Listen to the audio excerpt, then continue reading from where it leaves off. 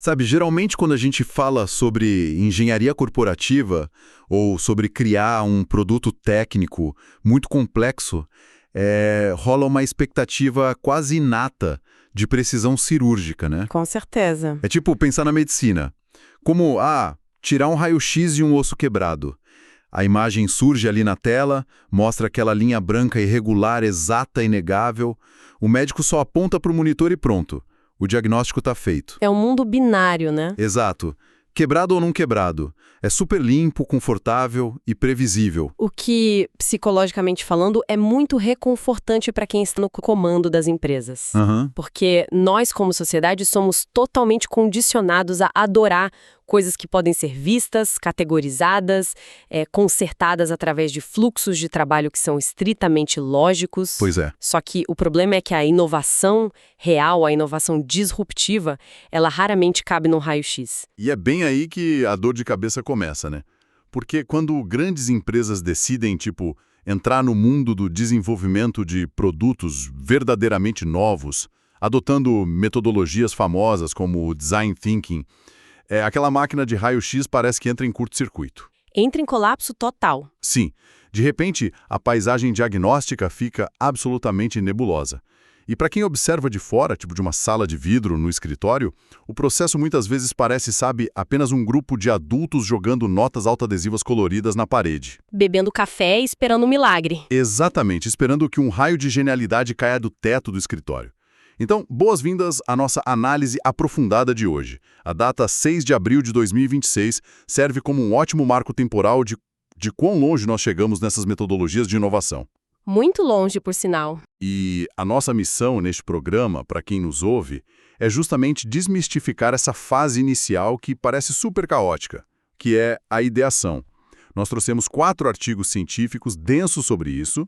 E a tese que a gente vai explorar hoje desmantela completamente essa visão folclórica do gênio bagunçado. Nossa, com certeza. Porque a ideação contemporânea não tem absolutamente nada de aleatória. Ela é, na verdade, uma ciência estruturada, muito rigorosa e que agora, como a gente vai ver, abraça até mesmo o poder algorítmico. Aham.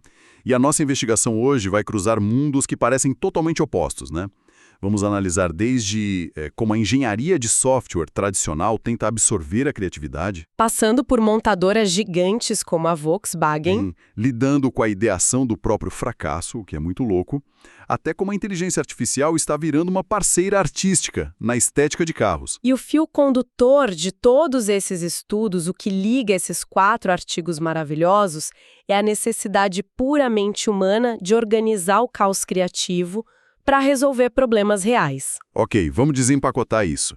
Porque antes de qualquer tempestade de ideias, a equipe precisa desesperadamente de um alvo, certo? Sem alvo, não tem inovação. Ninguém pode simplesmente trancar 10 pessoas numa sala e gritar tenham ideias geniais agora.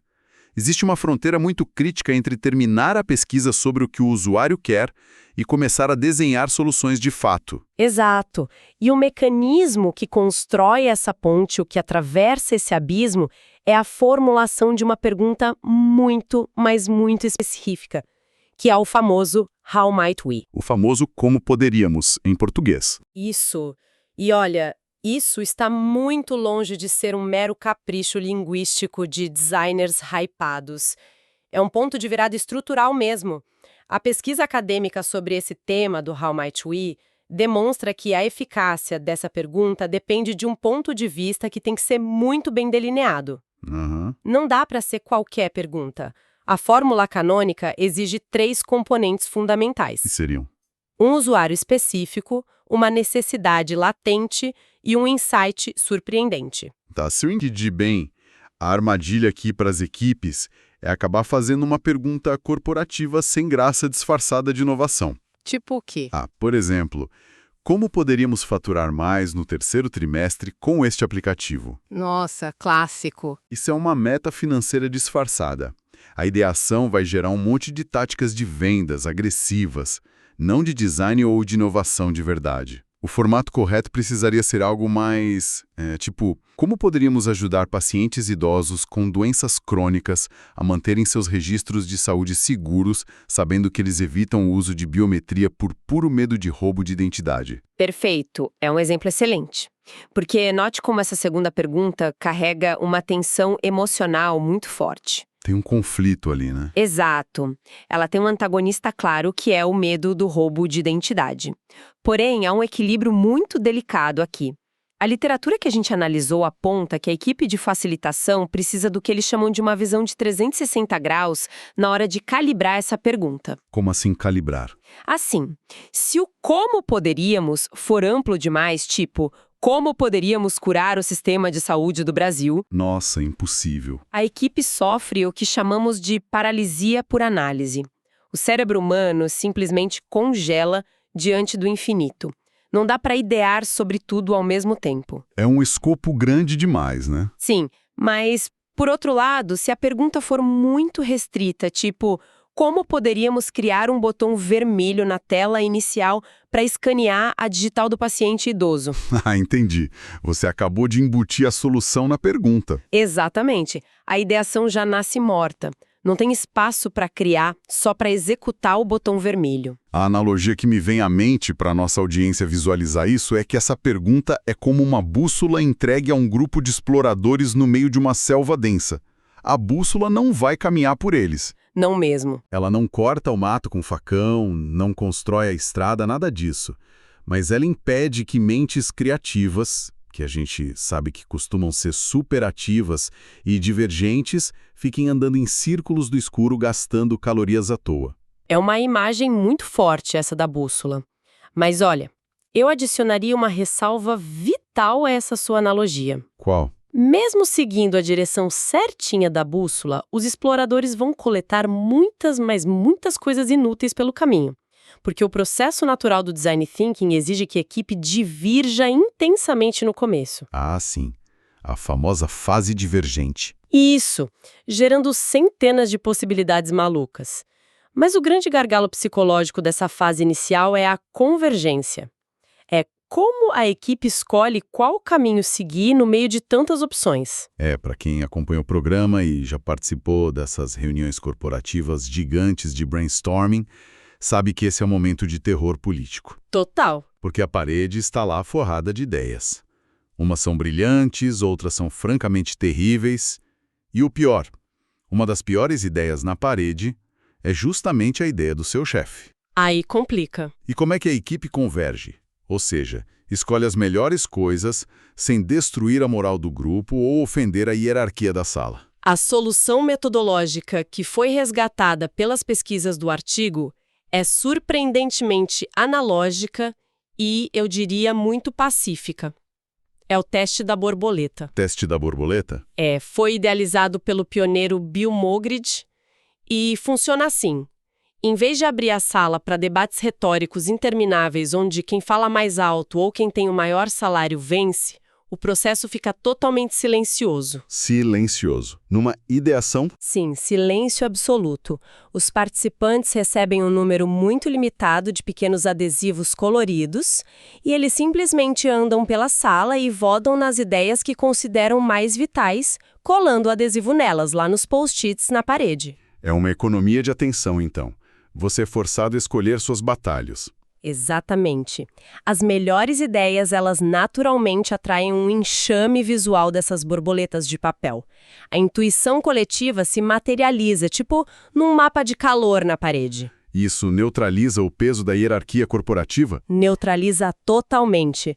A ideia do chefe, se for uma ideia muito ruim, ela simplesmente não atrai borboletas, fica lá vazia.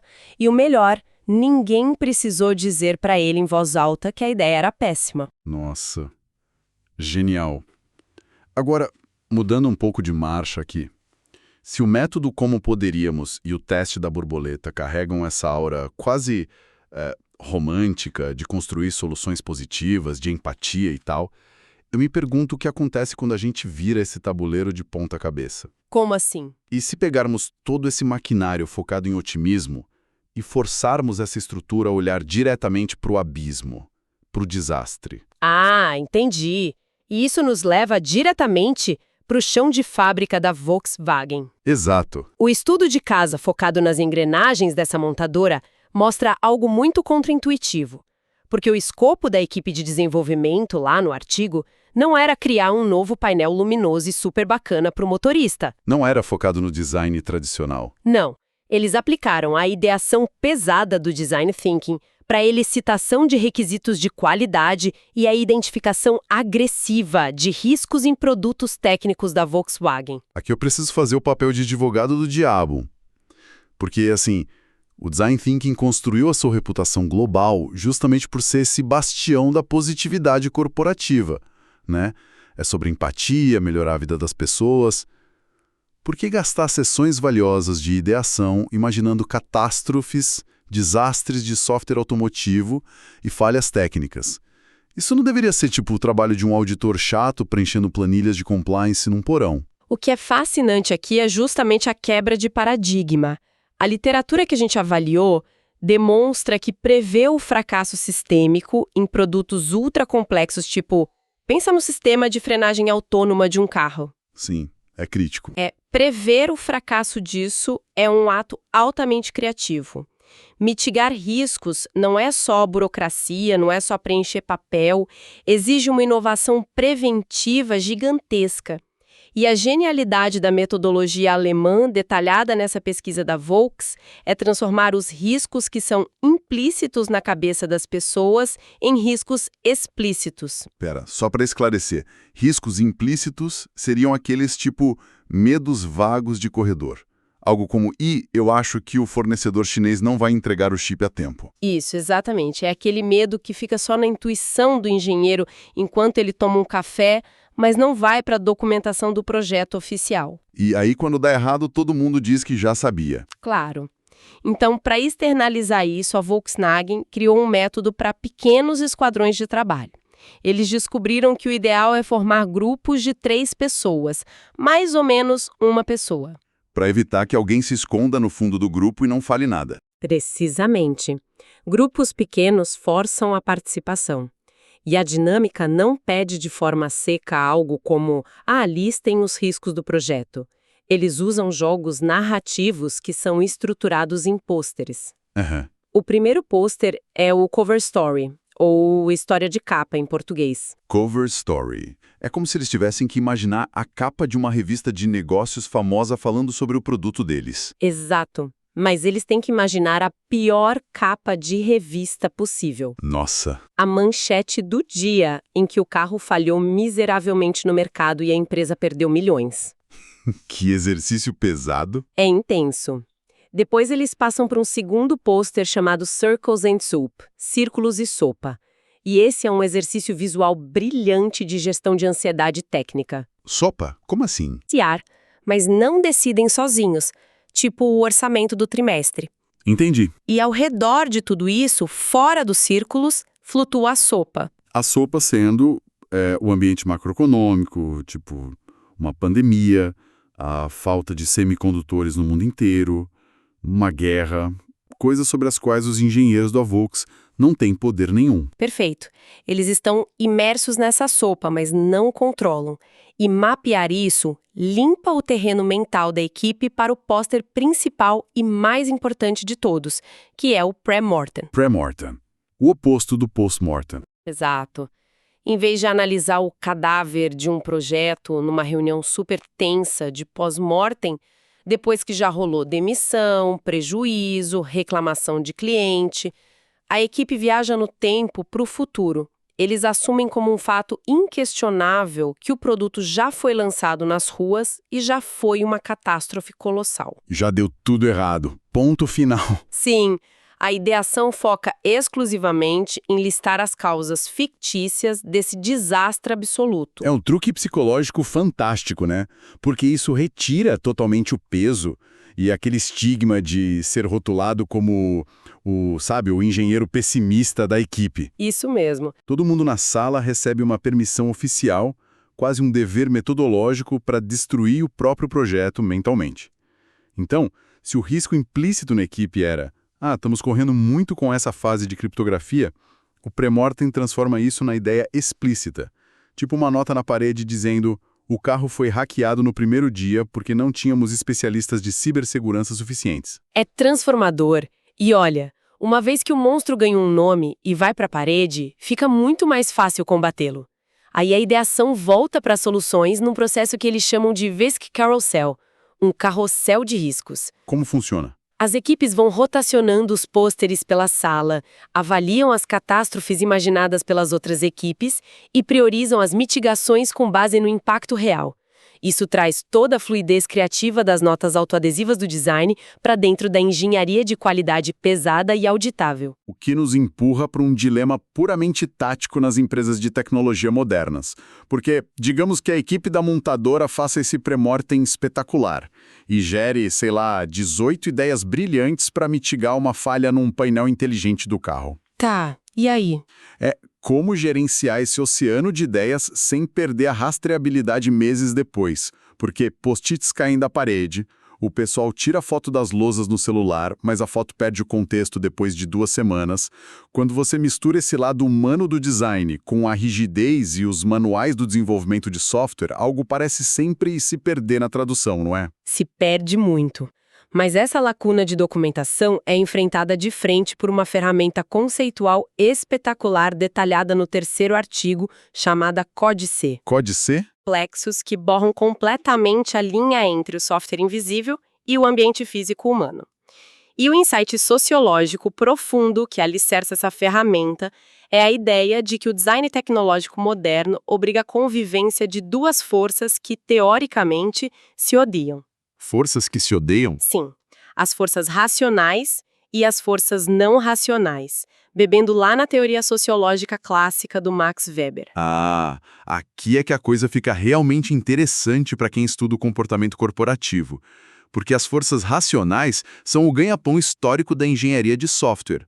Essa galera é obcecada com métricas muito concretas. O que faz sentido para eles, né? Totalmente. Eles medem o tempo de resposta do servidor, o custo de processamento na nuvem, a confiabilidade de cada linha de código e a documentação metódica de cada vírgula do projeto. Sem isso, o sistema cai. Exato. Por outro lado, as forças não racionais são a própria alma do design thinking. Elas buscam ressonância emocional, a estética, a ergonomia fluida para o usuário e aquela qualidade intangível que faz a pessoa amar um produto em vez de só tolerar o uso dele. É o atrito clássico, o choque de culturas das equipes multidisciplinares. É como trancar um contador sênior obcecado por planilhas e um artista plástico vanguardista no mesmo ateliê e dizer tipo, desenhem e construam um carro juntos. Ótima imagem. O contador vai trazer os cálculos estruturais e as tabelas de custo para garantir que o projeto pare em pé e respeite o limite do orçamento. Mas o artista traz as texturas, as paletas de cores, o design arrojado, para garantir que o cliente crie um laço afetivo com a máquina. E, historicamente, essas áreas competem ferozmente por orçamento e tempo. Muito. Mas o processo do Cool Dice que a gente está analisando mostra que não pode ser um lutando contra o outro. É uma simbiose obrigatória hoje em dia. E a pesquisa comprova exatamente isso.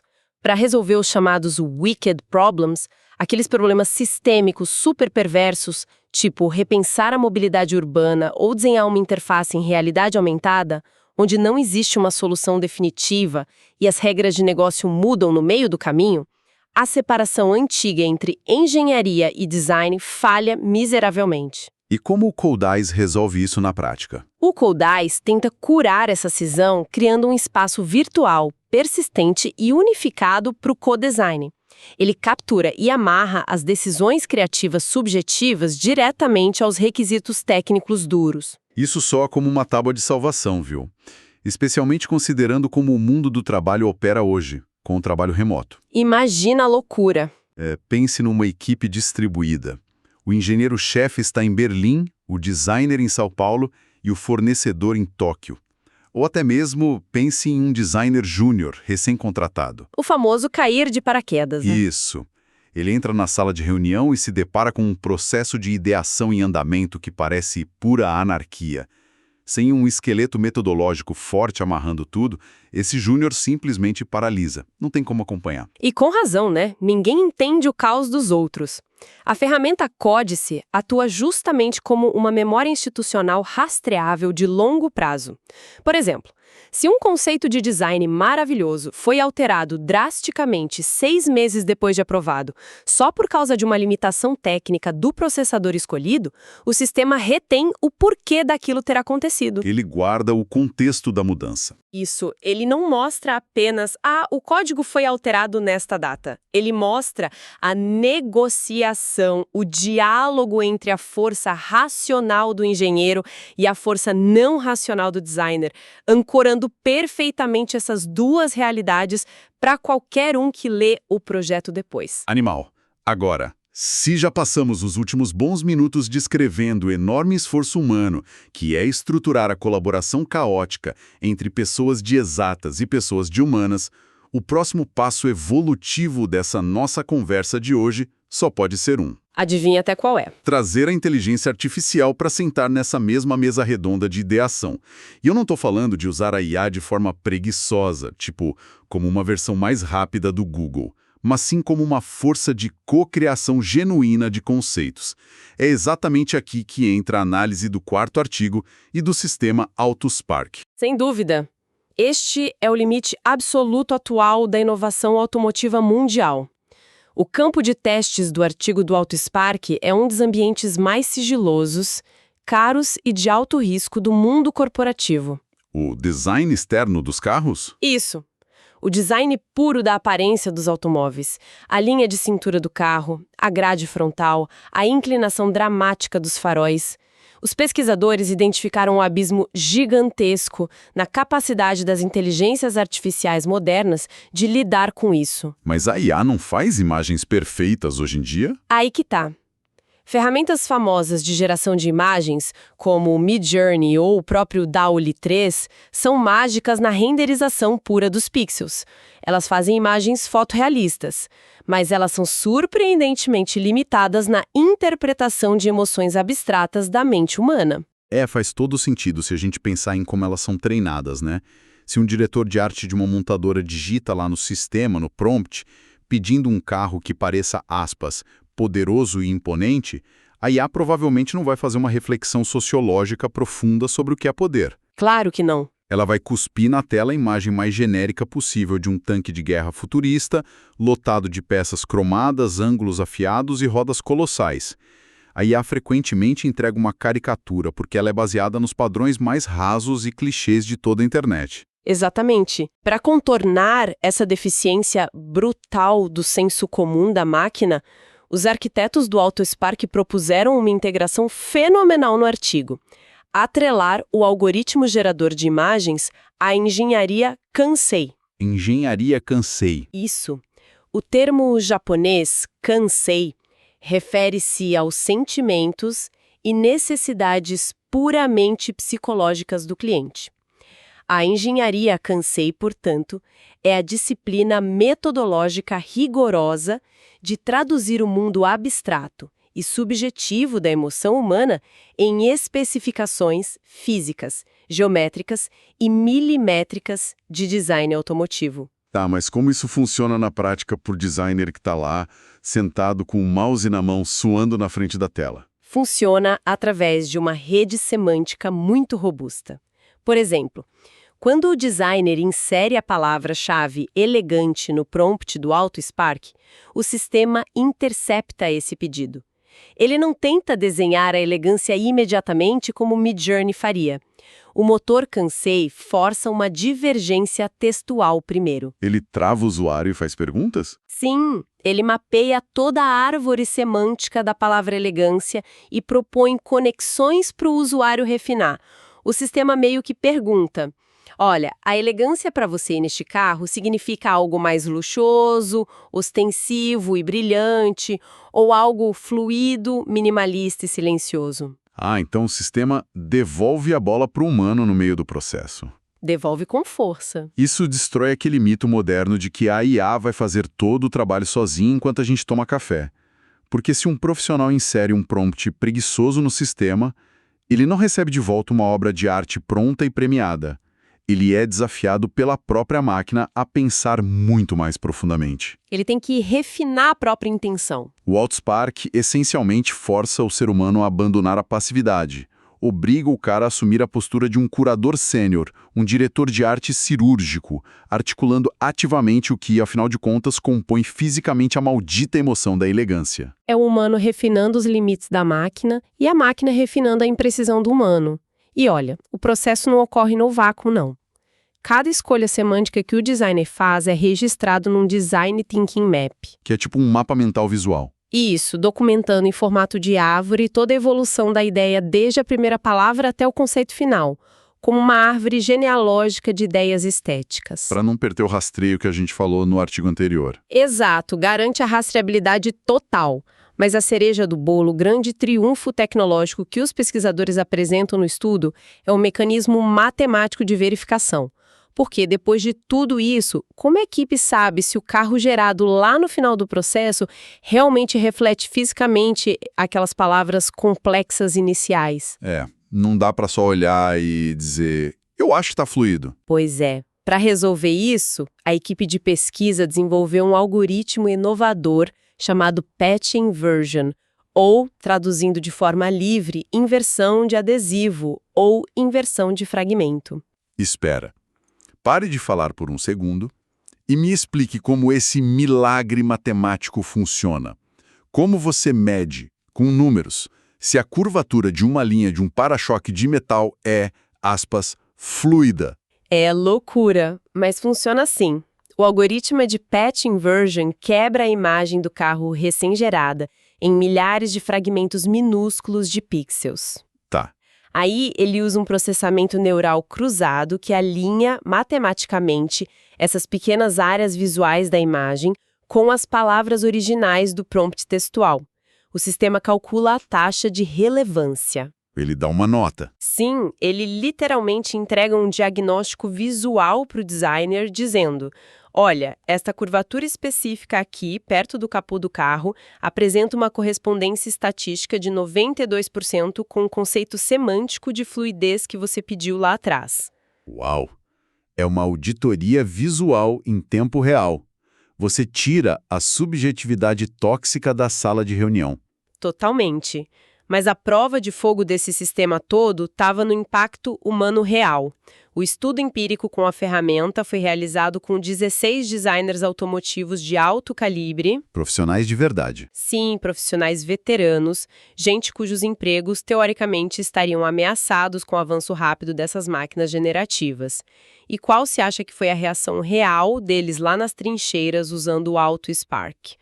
O sistema esmagou a criatividade orgânica deles, fez eles se sentirem inúteis. Olha, o senso comum diria que sim, que eles odiaram. Mas eu imagino que a resposta seja não. A estatística mostrou exatamente o inverso. Nenhum desses 16 profissionais se sentiu substituído ou ameaçado de verdade. Pelo contrário, nas entrevistas eles relataram que a ferramenta agiu como um exoesqueleto intelectual. Um exoesqueleto intelectual. Que definição fantástica. Pois é. Ao invés de restringir a criatividade deles a prompts básicos, o sistema os empurrou para um espaço de design consideravelmente mais amplo e profundo.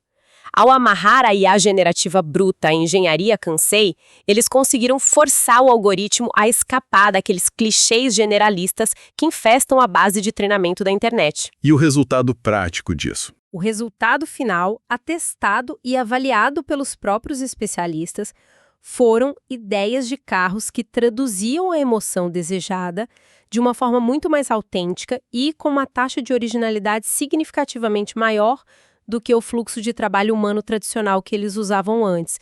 A ferramenta melhorou o humano. A máquina elevou a régua da exigência do que significa ser um criador humano de excelência hoje em dia. Nossa, é fascinante olhar para trás na jornada lógica que a gente traçou até aqui, desde o início do programa. Foi um longo caminho, né? Demais.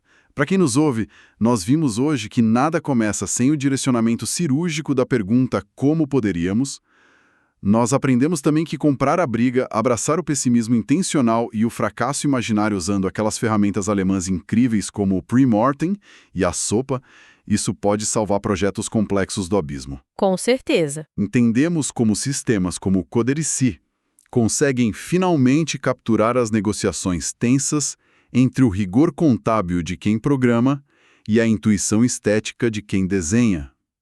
E chegamos à fronteira tecnológica absoluta, onde metodologias japonesas como a engenharia Kansei traduzem a alma humana em número para que a inteligência artificial possa co-criar designs fantásticos conosco, com direito até à validação matemática de sentimentos usando Path Inversion.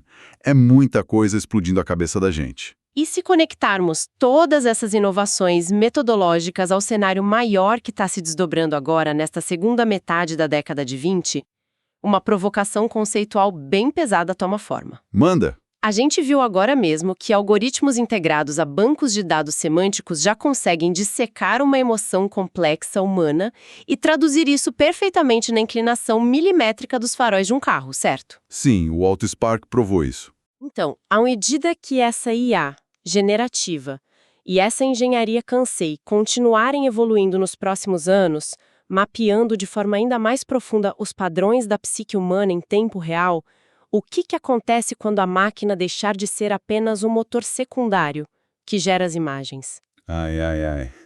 Para onde você está indo com isso? E se, num futuro muito próximo que a gente já consegue vislumbrar, forem os próprios algoritmos autônomos que começarem a formular de forma proativa as perguntas estruturais do tipo How might we? Nossa! Imagina a máquina cruzando dados e dizendo, baseada em anomalias microscópicas de mercado que nós nem conseguimos perceber com nossos olhos biológicos. Humanos, como poderíamos resolver este problema de logística emocional que eu acabei de encontrar? Isso vira a mesa completamente, inverte o polo magnético da ideação. Totalmente. O horizonte final do design thinking pode deixar de ser focado em humano, sabe? Suando a camisa e preenchendo as paredes de escritórios com notas adesivas coloridas para tentar gerar ideias inovadoras do zero. O novo desafio da próxima década pode ser justamente equipes inteiras de especialistas e diretores de arte esgotando a sua inteligência criativa e emocional apenas para tentar acompanhar, tentar entender e curar as provocações e as perguntas de ideação que vão ser geradas sem descanso por máquinas hiperinteligentes. Esse é um pensamento que simplesmente muda a rotação do eixo da inovação global. Passarmos do papel histórico de detetives que procuram um problema na selva com uma bússola, para o papel de, árbitros cansados que julgam os abismos que a máquina encontrou sozinha e jogou no nosso colo, é uma provocação de cair o queixo para nossa audiência refletir hoje no caminho para a próxima reunião de estratégia. Vai dar o que pensar. Com certeza. Agradecemos imensamente a todas as pessoas que estiveram conosco, dedicando seu tempo neste mergulho tão profundo. Nós sabemos que o ecossistema corporativo atual é super ruidoso, é veloz e é implacável na sua demanda diária por inovação e resultados. Não perdoa ninguém. Não mesmo. Mas como discutimos hoje, quando você substitui aquele mito ultrapassado do gênio criativo solitário esperando a musa inspiradora e usa as ferramentas certas que a gente trouxe aqui, o caos criativo se curva à estrutura.